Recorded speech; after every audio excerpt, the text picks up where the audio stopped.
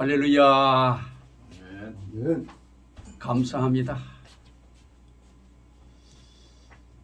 오늘 본문 말씀은 마태복음 26장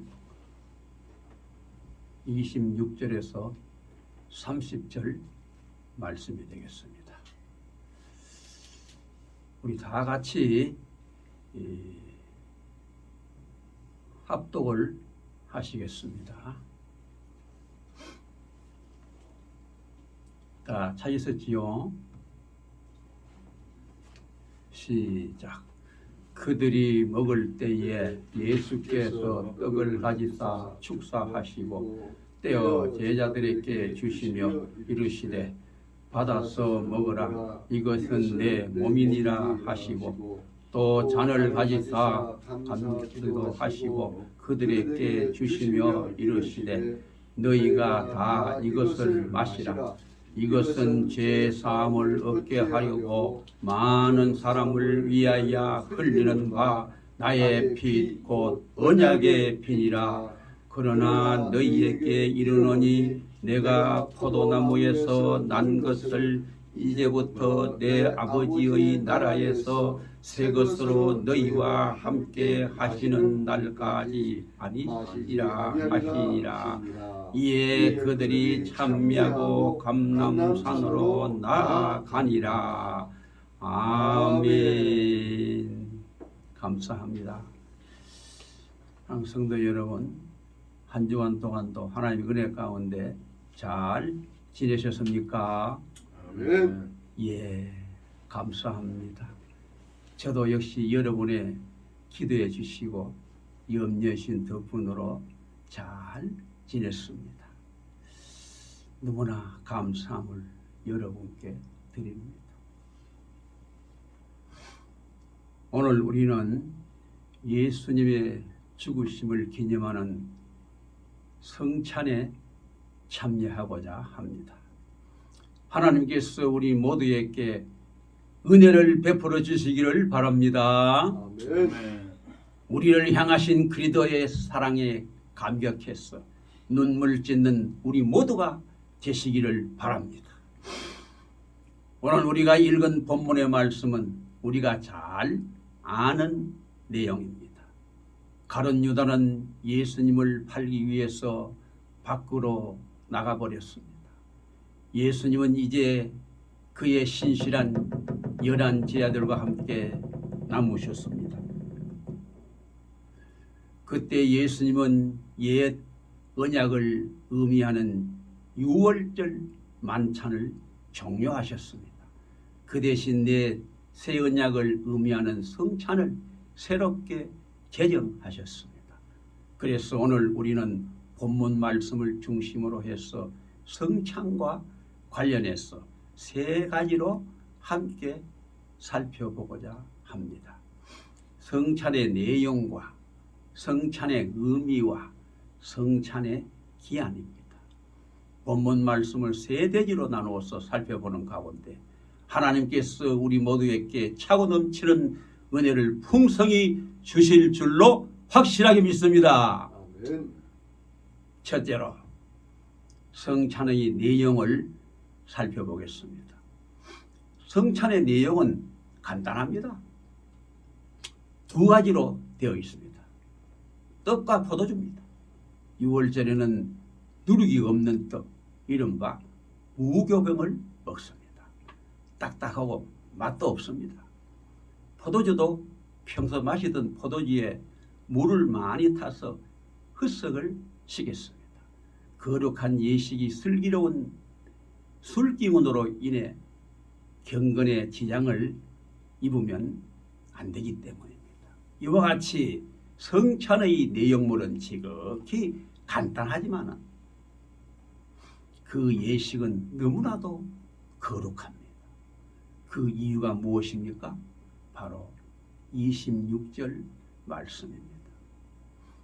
저희가 먹을 때에 예수께서 떡을 가지사 축복하시고 떼어 제자들에게 주시며 가라사대 받아 먹어라, 이것이 내 몸이니라 하시고, 여기에 여러 가지 동작들이 많이 나옵니다. 그러면 누가 떡을 가지셨습니까? 누가 축복하셨습니까? 또 누가 떡을 떼셨습니까? 그럼 누가 제자들에게 떡을 주셨습니까?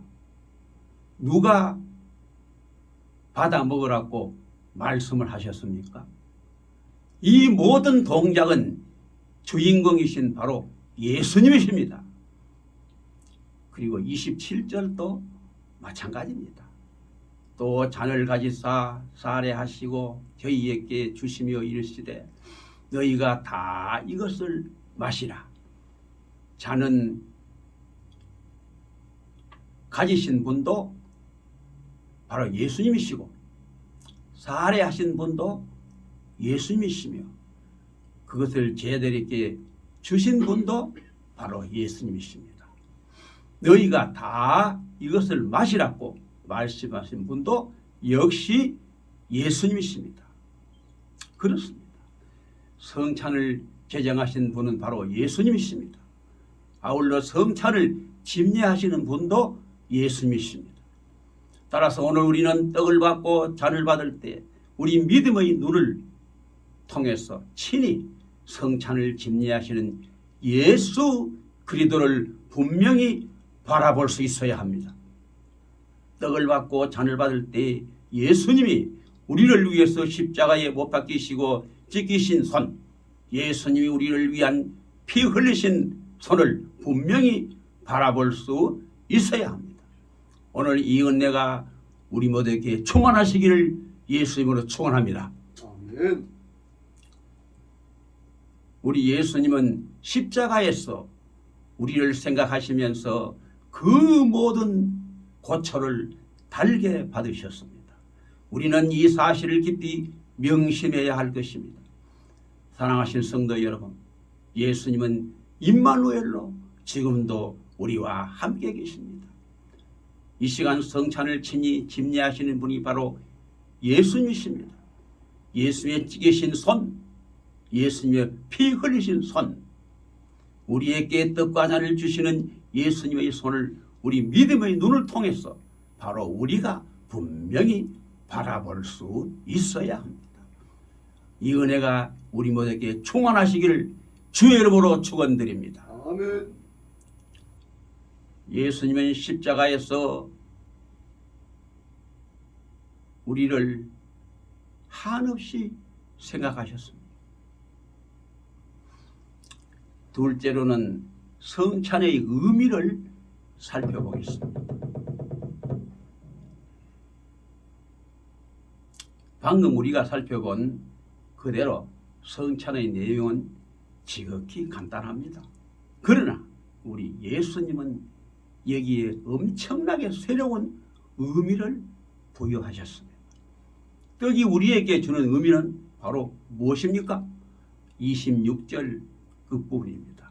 이것이 내 몸이라 하시고, 떡은 예수님이 십자가에서 우리를 위해서 찢어주신 예수님의 몸이요 예수님의 살입니다. 구약시대 이스라엘 백성들은 유월절을 지켰습니다. 유월절은 우리가 잘 아는 대로 출애굽을 기념하는 절기였습니다. 바로 그들은 유월절이 되면 반드시 누룩이 없는 떡, 이른바 무교병을 먹었습니다. 왜 그들은 유월절에는 누룩이 없는 무교병을 먹었습니까? 본시 누룩은 영향을 미치는 것을 상징하는 것입니다. 더 이상 과거의 삶의 영향을 받지 않겠다는 것입니다. 하나님, 이제 우리가 애굽에서 살던 삶의 영향을 받지 않겠습니다. 과거와 단절된 완전히 새로운 삶을 살아가겠습니다. 하나님께서 우리에게 주신 축복의 땅, 젖과 꿀이 흐르는 땅에서 오직 하나님의 말씀에만 순종하면서 살아가겠습니다. 그러한 의미로 그들은 누룩 없는 떡을 먹었습니다. 그러나 예수님은 이 떡에 완전히 새로운 의미를 부여하셨습니다. 예수님의 몸이라는 것입니다. 따라서 우리는 떡을 받아 먹을 때에 예수님이 우리를 위해서 찢어주신 예수의 몸이라는 사실을 깊이 명심해야 할 것입니다. 그 다음으로 잔 안에 담긴 포도주는 무엇을 의미합니까? 28절 말씀입니다. 이것은 제 사함을 얻게 하려고 많은 사람을 위하여 흘리신 바 나의 피, 곧 언약의 피니라 그랬습니다. 잔에 담긴 포도주는 예수님 십자가에서 한 방울도 남김없이 우리를 위하여 아낌없이 흘려주신 예수님의 거룩한 피, 예수님의 뜨거운 보혈입니다. 구약 시대의 이스라엘 백성들은 하나님과 사람 사이에 언약을 반드시 짐승을 잡아서 그 피를 뿌렸습니다. 그리고 그 죄사함을 받고자 할 때도 마찬가지였습니다. 언제나 짐승을 잡아서 피를 흘려야만 했습니다. 생명은 피에 있기 때문에 하나님은 피를 요구하시는 것입니다. 그러나 신약의 성도들인 우리는 이제 더 이상 짐승을 잡아서 피를 뿌릴 필요가 없게 되었습니다.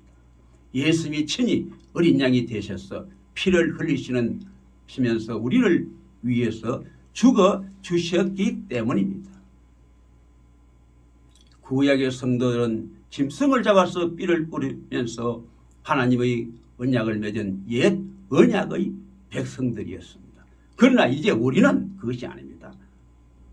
우리는 우리 주 예수 그리스도의 보혈을 말미암아 새 언약의 백성들이 된 것입니다. 아울러 우리는 더 이상 우리의 죄 사함을 받기 위해서 짐승을 잡아서 피를 흘릴 필요가 없게 되었습니다. 우리 주 예수 그리스도께서 십자가에서 친히 몸버려 피 흘려 우리의 모든 죄를 한꺼번에 씻어 주셨기 때문인 것입니다. 그래서 히브리서 9장 22절 하반부의 말씀입니다. 피 흘림이 없은즉 사함도 없느니라. 우리의 죄가 사함받기 위해서는 반드시 피를 흘림이 있어야 합니다.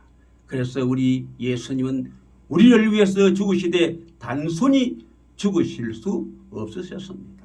다시 말해서 예수님은 병에 걸려 돌아가시든지 심장마비로 갑자기 돌아가실 수는 없으셨다는 말입니다. 예수님은 우리의 죄 사함을 위해서 반드시 피를 흘리시면서 죽으셔야 했습니다. 그러기에 예수님은 가시면류관에 찔리셨습니다. 채찍에 맞으셨습니다. 굵은 못에 박히셨습니다. 날카로운 창으로 허리를 상하셨습니다. 온몸이 피투성이가 되었습니다. 그리함으로 우리의 모든 죄를 씻어 주신 것입니다. 오늘 우리는 이 받은 자는 예수님이 십자가에서 우리의 모든 죄를 사하시기 위해서 한 방울도 남김없이 흘려주신 예수님의 피라는 사실을 우리가 다시 한번 깊이 명심해야 될 줄로 확실하게 믿습니다.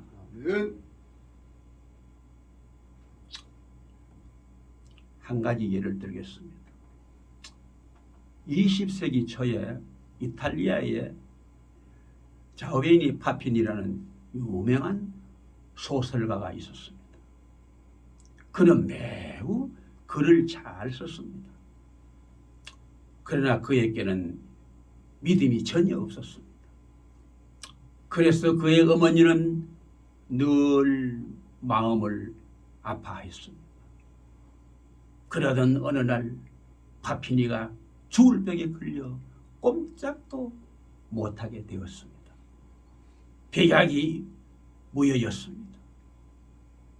그의 죽어가는 모습을 보면서 어떤 사람이 그의 어머니에게 이런 말씀을 일러주었습니다. 그의 병에는 인육, 즉 사람의 고기가 제일 좋습니다. 사람의 고기를 구해서 먹으면 어쩌면 그의 병이 나을 수도 있는지 모르겠습니다. 그 말을 들은 파피니의 어머니는 예리한 칼로 자기의 허벅지를 도려냈습니다. 그리고는 그것으로 요리를 잘 해서 아들에게 먹였습니다. 왠지 그 덕분인지 파피니는 차츰 원기를 회복하게 되었습니다. 그래서 며칠 뒤에 파피니는 또 자기 어머니에게 정말 고기가 너무너무 맛있었기 때문에 그 고기를 다시 한번 먹게 해달라고 간청을 했어요.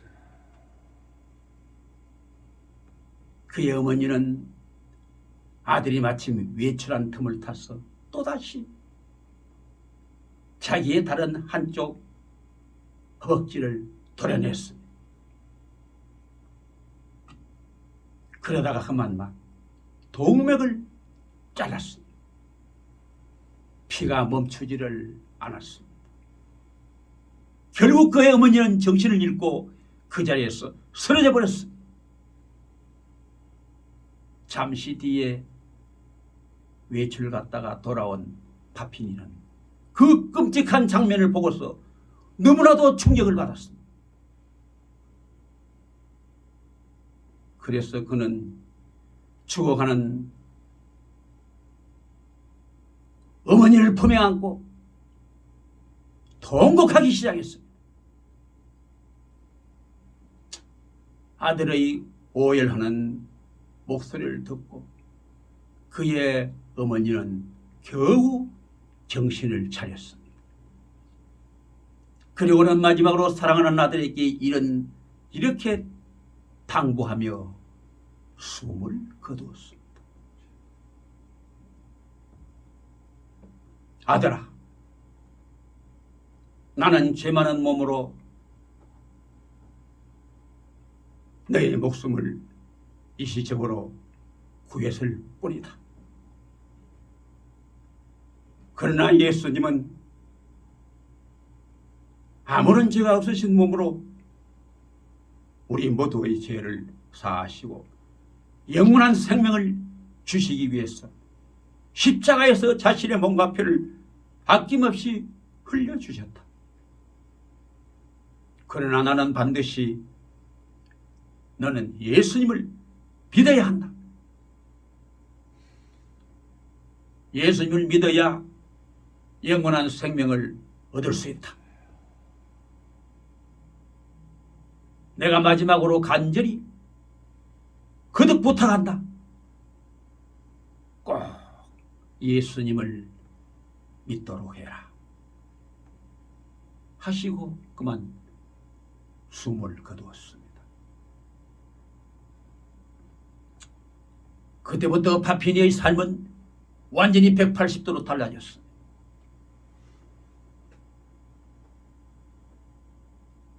그는 그의 어머니의 유언대로 예수님을 자신의 구세주로 간절히 영접했습니다. 그 뒤 그는 그리스도의 이야기, 떡과 포도주 등 신앙적인 글을 통해서 자신의 남은 삶을 복음 전하는 데 온전히 한 몸을 바쳤다고 합니다. 사랑하는 성도 여러분, 예수님은 우리를 사랑하셔서 십자가에서 자신의 몸과 피를 아낌없이 다 쏟아주셨습니다. 오늘 성찬을 통해서 우리가 이 사실을 깊이 생각해야 할 것입니다. 가물어 메마른 땅처럼 심령이 메말라 있는 우리들, 눈물이 메말라 있는 우리들에게 하나님께서 은혜 베풀어 주셔서 눈물의 샘이 터지기를 바랍니다. 우리를 향하신 예수님의 그 사랑, 십자가에서 온갖 고초를 겪으시면서 자신의 몸과 피를 아낌없이 우리에게 다 내어주신 예수 그리스도의 사랑에 감격해서 눈물 찢는 우리 모두가 다 되시길 예수님으로 축원합니다. 셋째로, 성찬의 기한을 살펴보겠습니다. 우리가 성찬을 언제까지 지켜야 합니까? 예수님께서 구름을 타시고 오신 바로 그날까지입니다. 29절에 보면 그러나 너에게 이르노니 내가 포도나무에서 난 것을 이제부터 내 아버지의 나라에서 새 것으로 너희와 함께 마시는 날까지 마시지 아니하리라 하시니라. 그렇게 말씀하셨습니다. 예수님 포도나무에서 난 것, 곧 포도주를 이제부터 하나님 나라에서 새 것으로 제 아들과 함께 마시는 그날까지는 다시 마시지 않겠다고 말씀해 주셨습니다. 예수님은 이 말씀을 통해서 바로 구약의 유월절 만찬이 종료된 것을 선언하셨던 것입니다. 그 외에 우리는 두 번 다시 유월절을 지키지 않습니다. 그래서 이때의 만찬을 일명 최후의 만찬이라고 부르지 않습니까? 유월절 만찬이 비로소 종료되었기 때문입니다. 이제 우리는 예수님께서 우리를 위해서 새롭게 제정해 주신 예수님의 죽으심을 기념하는 성찬을 지키는 것입니다. 우리의 그때 구약의 성도들은 다 유월절을 지켰습니다. 그러나 신약의 성도들은 성찬을 지키고 있습니다.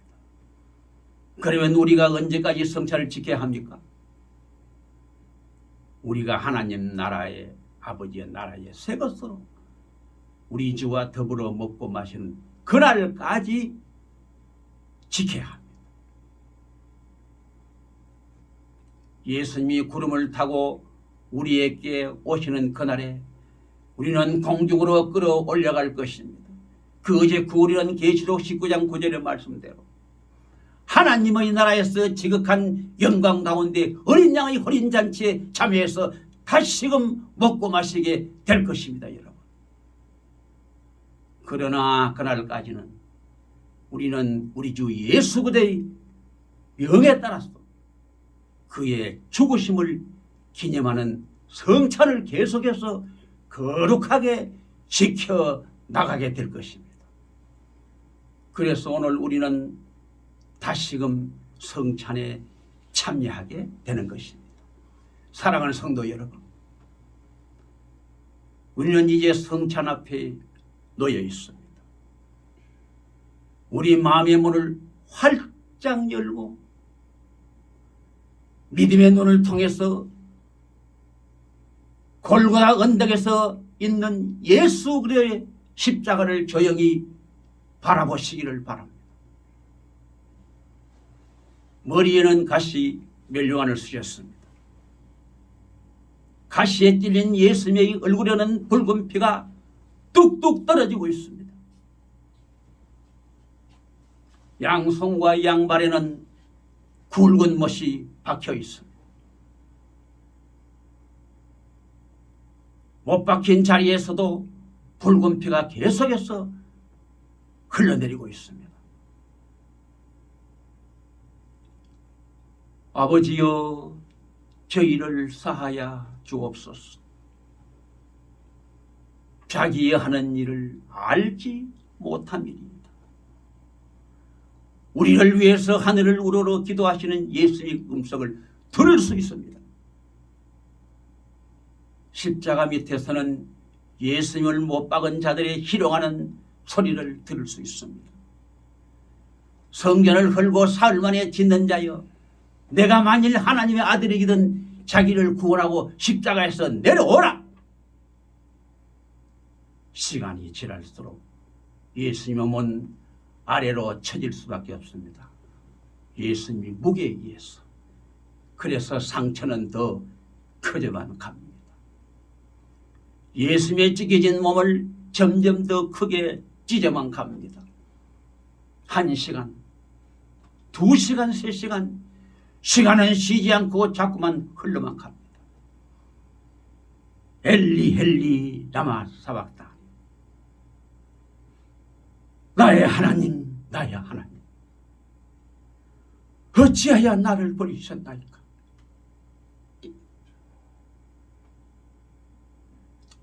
고통 가운데 부르짖는 예수님의 음성을 우리는 들을 수 있어야 합니다. 땅에서 올라오는 열기와 예수님의 상처에서 흘러내리는 충혈로 인해서 예수님의 몸은 불덩이처럼 뜨거워졌습니다. 내가 목마르다. 이 소리를 듣고서 어떤 사람이 달려가서 해용에 신포도주를 적셨습니다. 갈대에 꿰어서 예수님의 입에 대셨습니다. 4시간, 5시간, 6시간. 아버지여, 내 영혼을 아버지 손에 부탁하나이다. 이 말씀을 하신 후에 요한복음 19장 30절에 대텔려졌다, 다 이루었다 하시고 드디어 예수님은 운명하셨습니다. 잠시 후에 군병들이 예수님께로 다가오는 모습이 보입니다. 그 가운데 한 군병이 날카로운 창으로 예수님의 옆구리를 사정없이 푹 찔러댑니다.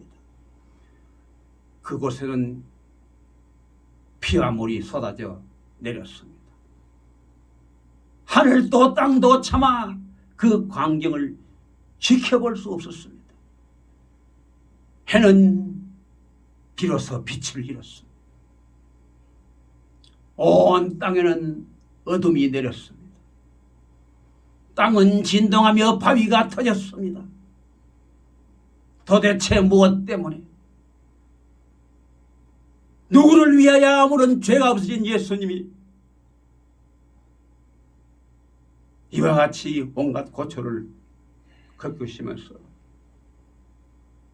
돌아가셔야만 되었습니까? 이사야 선지자의 말씀에 한번 귀를 기울여 보시기 바랍니다. 이사야 53장 5절에 그의 찔림은 우리의 허물을 인하며 그의 상함은 우리의 죄악을 인함이라. 그가 징계를 받음으로 우리가 평화를 누리고 그가 채찍에 맞음으로 우리가 나음을 입었도다. 예수님은 전적으로 우리를 위해서 십자가에 이 세상의 모든 고초를 겪으시고 돌아가셨습니다. 이 사실을 우리는 잊지 말아야 될 것입니다. 오늘 성찬을 맞이해서 다시 한번 예수 그리스도의 십자가를 깊이 묵상하면서 예수 그리스도의 고난에 조금이라도 동참할 수 있는 우리들이 다 되시기를 바랍니다. 그리스도의 고난에 참여하고자 몸부림이라도 칠 수 있는 우리들이 되시기를 바랍니다. 예수님의 그 사랑에 감격하여 눈물 짓고 헌신을 다짐하는 우리들이 되어야 될 줄로 믿습니다. 우리의 몸과 마음을 의의 병기로 하나님께 온전히 드리고 우리의 남은 생애를 주를 위하여 쓰임받기를 원하는 거룩한 마음의 결단을 내릴 수 있는 우리 모두가 다 되시기를 바랍니다. 이제 마지막으로 오늘 이 은혜가 우리 모두에게 충만하시기를 예수님의 이름으로 간절히 축원을 드립니다. 기도하겠습니다. 오늘 하나님의 온갖 은혜 가운데 성찬식에 참여하게 된 것을 너무나도 감사함을 드립니다. 오늘 성찬에 참여하는 우리 모두에게 하나님의 은혜와 사랑을 한량없이 부어주셔서 날마다 예수님을 보다 많이 닮아가게 하시고 각자의 사명을 온전히 감당함으로 하나님의 마음을 기쁘시게 해드릴 수 있는 우리 모두가 다 될 수 있도록 주여 불러 뜨겁게 역사하여 주시옵소서. 이 모든 말씀을 우리 구주 예수 그리스도의 이름으로 간절히 기도드리옵나이다. 아멘. 아멘. 할렐루야. 감사합니다.